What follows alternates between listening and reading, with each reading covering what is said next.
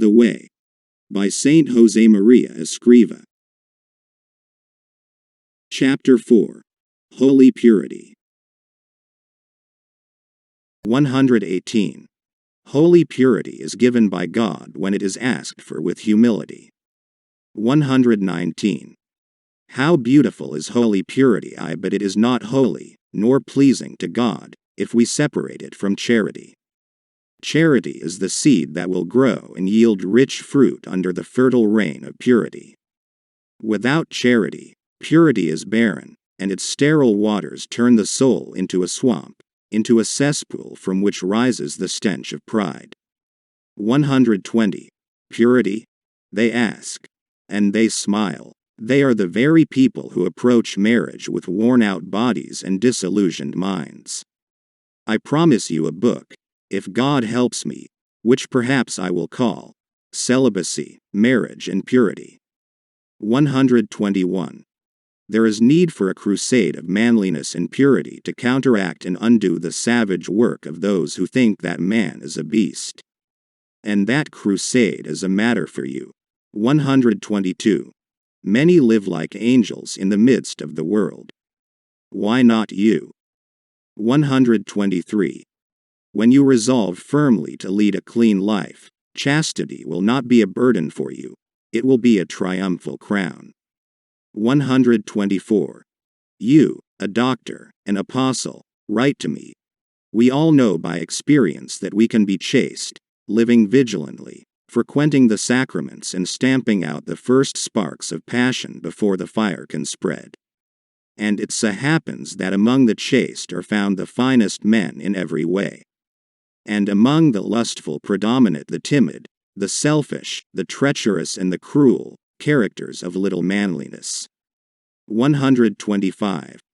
How I would like, you told me, the young apostle, John, would take me into his confidence and give me advice, and encourage me to acquire purity of heart.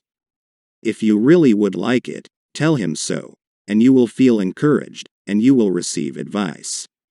126. Overeating is the forerunner of impurity. 127. Don't try to reason with concupiscence, scorn it. 128. Decorum and modesty are younger brothers of purity. 129. Without holy purity one cannot persevere in the apostolate. 130. Remove, Jesus, that filthy crust of sensual corruption which covers my heart, so that I can feel and readily follow the touches of the Paraclete on my soul. 131. Never speak of impure things or events, not even to lament them.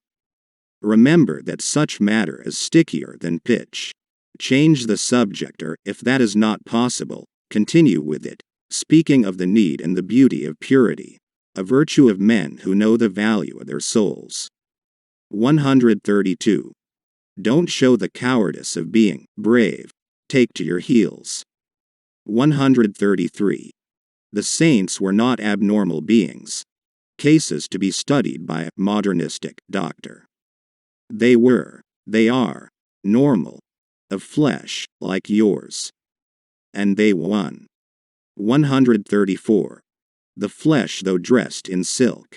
This is my only comment when I see you waver before the temptation that hides its impurity under pretexts of art, of science, of charity.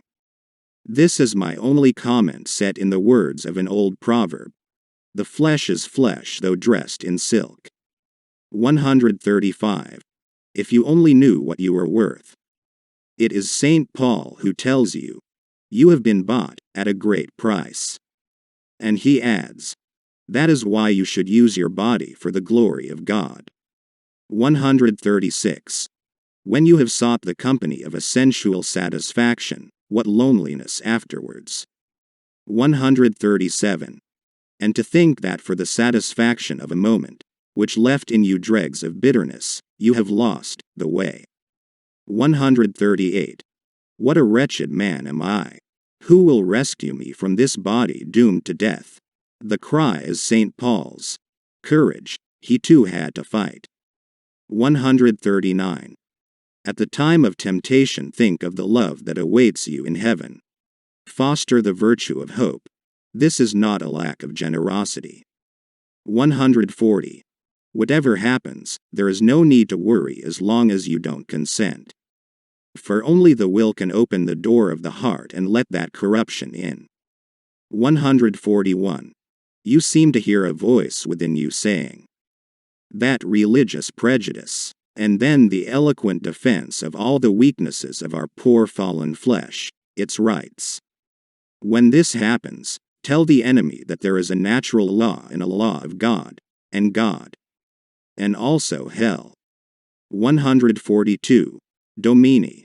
Lord, si vis, potes me mundere, if thou wilt, thou canst make me clean. What a beautiful prayer for you to say often, with the faith of the poor leper, when there happens to you what God and you and I know. You will not have to wait long to hear the Master's reply, Volo, mundere. I will. Be thou made clean. 143. To defend his purity, St. Francis of Assisi rolled in the snow, St. Benedict threw himself into a thorn bush, St. Bernard plunged into an icy pond. You. What have you done? 144.